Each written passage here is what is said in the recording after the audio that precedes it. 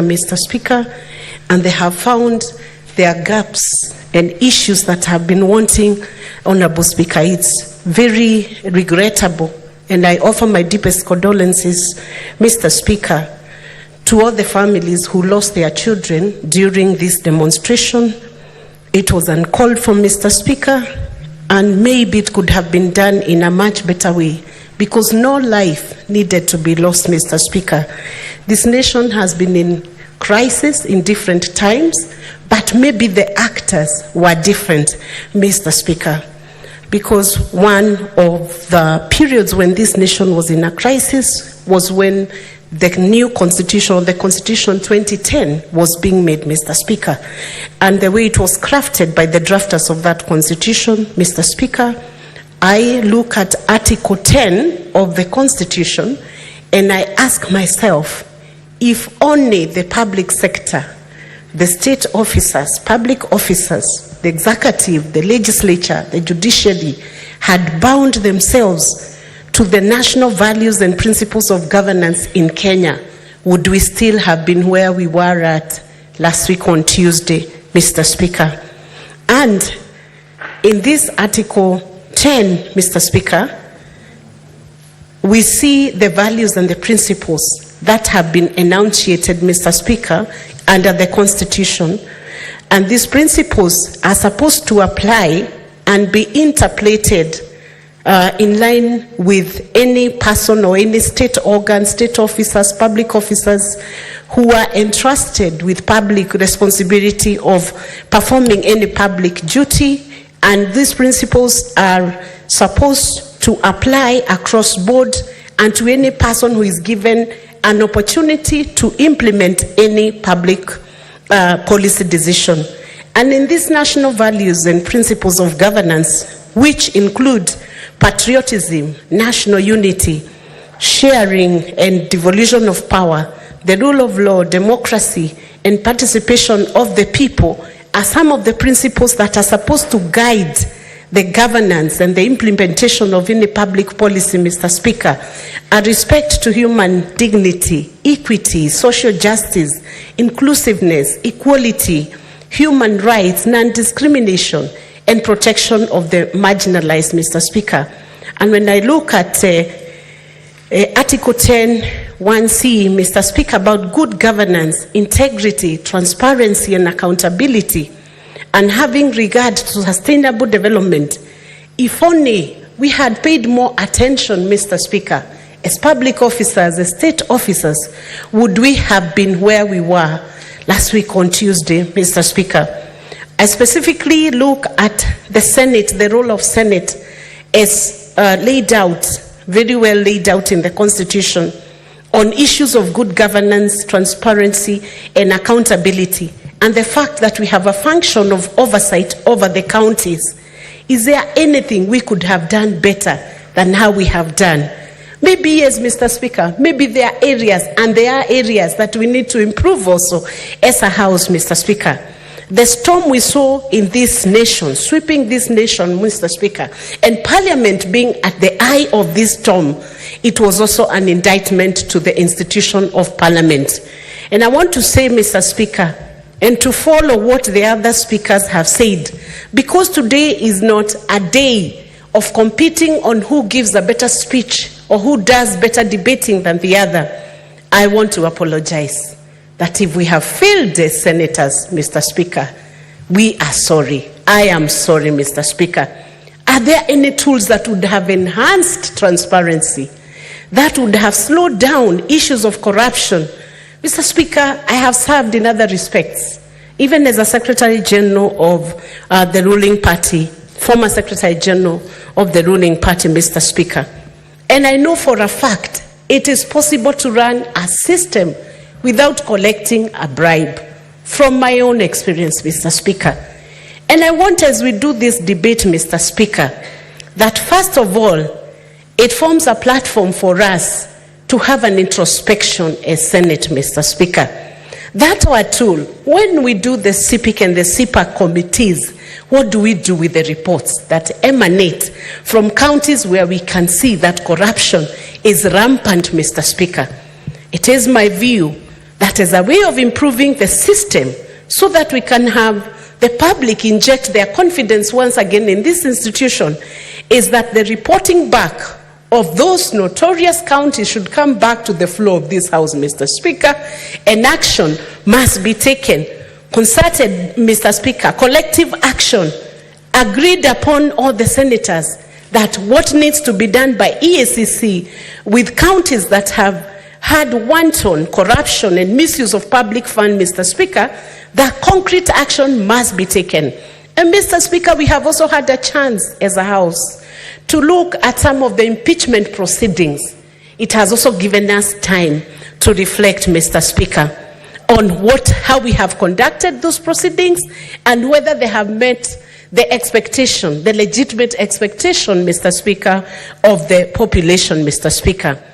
To the Gen Z who have woken us up, Mr. Speaker, and who have called institutions to rethink how we are conducting our business, Mr. Speaker, I want to say, this being our children, they have done well and in a very bold way. Without any experience, without having any forms of arms, Mr. Speaker, they came out to resoundingly say something must change. And the finance bill was the trigger, Mr. Speaker. They were not comfortable with how that finance bill was phrased, Mr. Speaker, and the fact that they felt they were not listened to. Was this an expression of just the Gen Z? Maybe it was an expression of many more Kenyans who may not have had an opportunity to express themselves. Mr. Speaker, these young people came out as true patriots, tribeless, without any boundary, Mr. Speaker. They defeated the class division, and they came out, Mr. Speaker, to speak resoundingly. My only unfortunate moment, Mr. Speaker, was when the demonstration was infiltrated and turned violent, Mr. Speaker, and there was a standoff between the demonstrators and the law enforcement and security officers, Mr. Speaker. The conflict that ended up landing some of them into mortuaries, Mr. Speaker. And as Kenyans, Mr. Speaker, we need to have a retrospection of all the officers, the state officers who are seated in public offices. If there was something that was happening that was off and had a tendency to have a corrupt tag, this means the storm now must stop on corrupt practices, Mr. Speaker. Let everybody look through how they are conducting their affairs, beginning with us, Mr. Speaker, because today we are talking about ourselves, more of ourselves. How are we conducting our affairs? For those who are Christians like myself, the good book will guide us into what is godly order.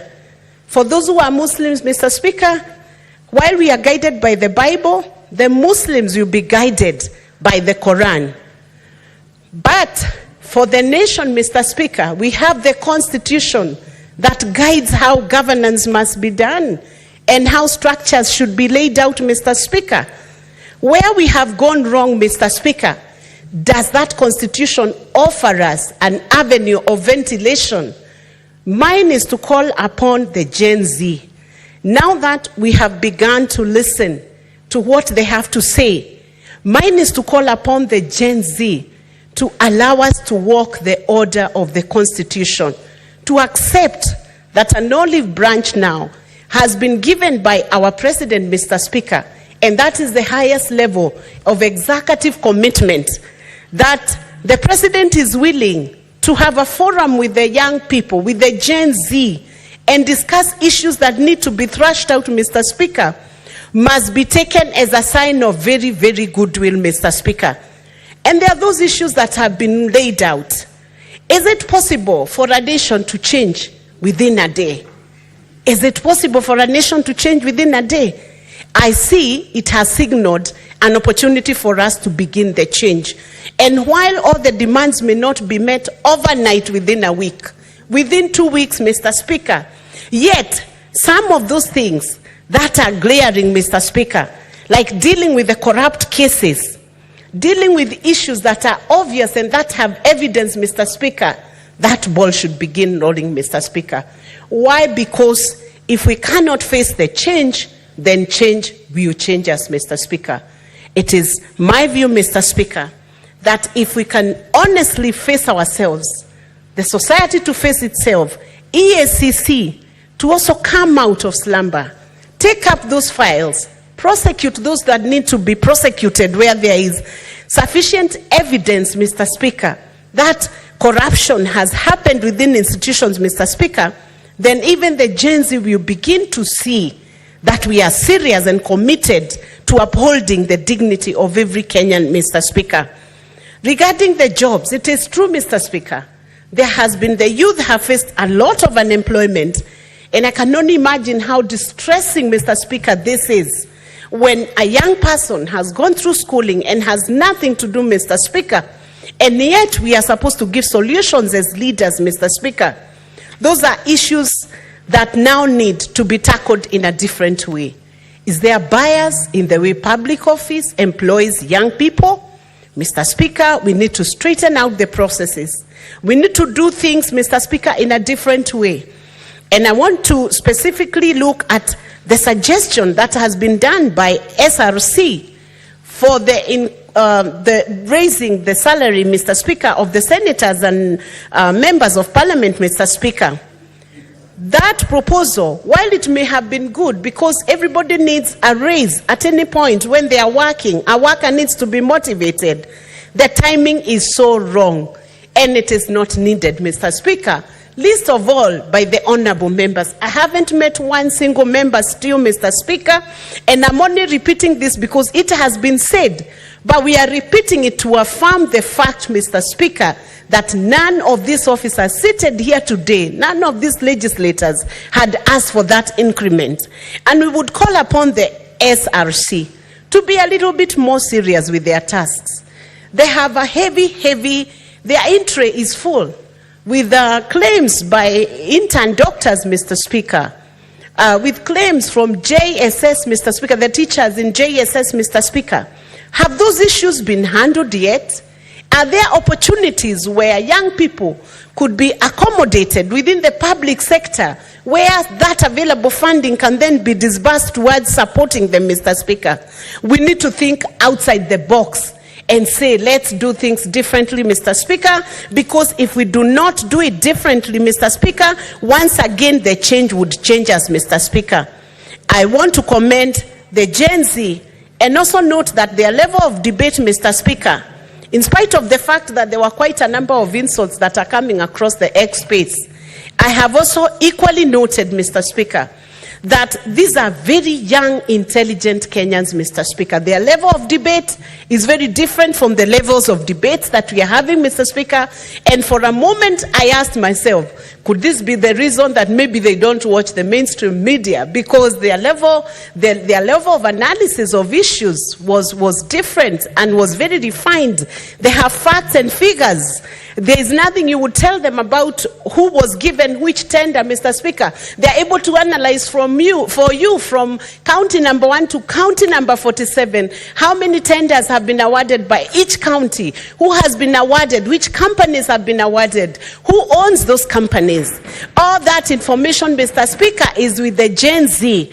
I must commend the level of transparency because it's only when we are transparent and open with ourselves and with the systems and with the processes that change will begin to sweep across the whole nation, Mr. Speaker. All I want to persuade now, Mr. Speaker, to the GenZ and to the people of Kenya, we have a nation. Many of us do not have an alternative to our nation, our statehood here. We belong to Kenya, Mr. Speaker. We are Kenyan citizens, Mr. Speaker. We do not even have dual citizenship, some of us. We have no other home except this home called Kenya. And Mr. Speaker, Kenya has been like a labor ward for many nations in this region, especially in the Great Lakes region, Mr. Speaker. And we must preserve our nationhood. We call for peace. We call for the end of the demonstrations, Mr. Speaker, and we allow dialogue to happen. We allow an opportunity for us to sit together. And I want to say to the GenZ, who are our children actually, I'm a mother to 3 GenZs, Mr. Speaker, that if they ever had a friend, they have a friend in Senate. We are open to receive Every petition, we are open to listen to them. We are open to see the issues that they don't agree, Mr. Speaker, with us, Mr. Speaker, and we are ready to implement what we can legislatively do to ensure that their confidence in us, Mr. Speaker, is restored. And I have also noted, Mr. Speaker, that they had very big issues also with the church. For some, they supported the church. For some, they had very big issues with the church and the religious institutions, Mr. Speaker. And that has also now called for change in the way we conduct public officers, conduct their business with religious bodies, Mr. Speaker, so that if the fundraisers are causing so much trouble and so much drama, then, Mr. Speaker, it is time for us to rethink our position on how we handle that. And I speak that both as a believer and a very strong church member, that it is important we preach this gospel and preach it in such a way that, Mr. Speaker, it is acceptable not only to our age group, but it's also acceptable to our young children, acceptable to our young adults, acceptable to the students, and acceptable to the whole population, Mr. Speaker. This is an issue that has been pending on our in-tray, and a lot of pressure has come on the politicians also, if we can be honest about the fundraisers, Mr. Speaker, because when your competitor as a politician gives some money for fundraiser, which another politician cannot match, Mr. Speaker, instantly there is a liking by the public towards the one who is giving, and the one who is not giving is seen as though they are not working, Mr. Speaker. So the definition of public work or public service has to now be separated from fundraiser aspect, Mr. Speaker, so that a legislator who is supposed to be in Parliament doing oversight, doing legislation, doing representation, Mr. Speaker, must not be seen as a money minting machine. So we need to slow down, even as Kenyans, how we conduct our business with the public officers. For instance, when a Kenyan is paying a bribe to a police officer, is it a member of Parliament who asked them to pay that bribe? Maybe not, Mr. Speaker. It's a cultural change. And what the GenZs have said is that it is time for us to change our culture. We must be able to offer an environment, a governance environment, Mr. Speaker, where we can work 24 hours. We work daytime, we work at night, and women and children will have the security to walk through the streets, Mr. Speaker, and be able to conduct their businesses within a 24-hour economy. Mr. Speaker, I know Kenyans are smart people. We have seen the wanton destruction of property. My deepest apologies to all the business people who have suffered losses, heavy losses, and as a result of which a number of people may equally lose jobs. Young people will lose jobs, Mr. Speaker. That's an unfortunate position, one which we should not have found ourselves in. I walked through Mama Gina Street, Mr. Speaker, yesterday, and all those businesses, they have been broken. Some thieves, some criminals broke into those businesses, Mr. Speaker, and took away the stocks that were in that shop. The display windows are gone, Mr. Speaker. They need to not only repair the premises, but restock the businesses before they can give anybody any job. That is not a position we would wish to be in, Mr. Speaker.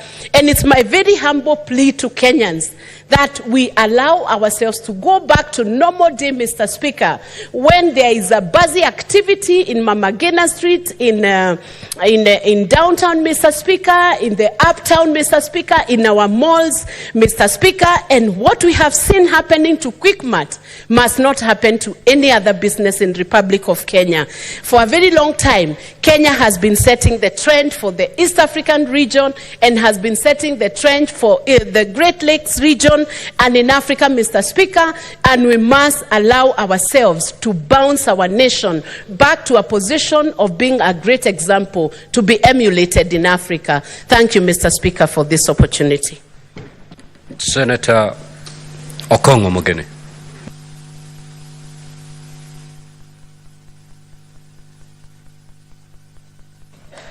Yes, thank you, Mr. Speaker, for giving me an opportunity to also contribute to this motion.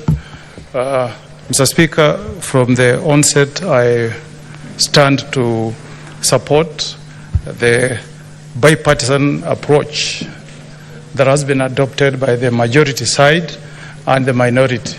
So I want to thank Senator Cheriot, our youthful leader, majority leader from the majority side, and our elder, Justice Retired Stuart Mazayo, who under the leadership of Senator Wambua have brought us together to have a discourse as Kenyans. We thank you, our dear colleagues. Secondly, Mr. Speaker, I first want to pass my message of condolences to the mothers, the fathers, brothers and sisters of the 34, I'm told now it's 34, Kenyans who lost their lives during these demonstrations. Mr. Speaker, as a father, as a son to a mother, it's a painful thing to lose a son or a daughter, especially one who has given himself or herself to fight for a just cause, to make this country better, Mr. Speaker. These fallen heroes, Mr. Speaker, were motivated by one desire to improve the landscape of our governance. They wanted to make the lives of many of us better, Mr. Speaker. And there are many of us, Mr. Speaker, who have benefited from this very courageous Gen Z generation that put the government on toes by the demonstration. Mr. Speaker, as a lawyer, I know that the right to picket, the right to demonstrate, the right to withdraw support from a government is enshrined in our Constitution, as long as it's peaceful and geared to passing a message to the government of the day. So it's something that, Mr. Speaker, we cannot fail to acknowledge that the Gen Zs have a right, Mr. Speaker, to picket, to demonstrate. And world all over, Mr. Speaker, we know that there are people who have led peaceful protests and they have changed the world, Mr. Speaker. We know, Mr. Speaker, that in 1964, the celebrated Reverend Dr. Martin Luther King in the United States of America led the march to Washington that led to the enactment of the Civil Rights Act in the United States of America that gave Americans their civil rights, Mr. Speaker. So we regret, Mr. Speaker, that there are Kenyans, I'm told about 8 of them, who lost their lives within the precincts of Parliament. That is regrettable, Mr. Speaker, and it's my prayer and wish, Mr. Speaker, that as we move forward, we also demand for accountability from our security forces, Mr. Speaker. We know that a well-trained police force that follows what Kenyans passed when we enacted the 2010 Constitution, in Chapter 14, they know that they are supposed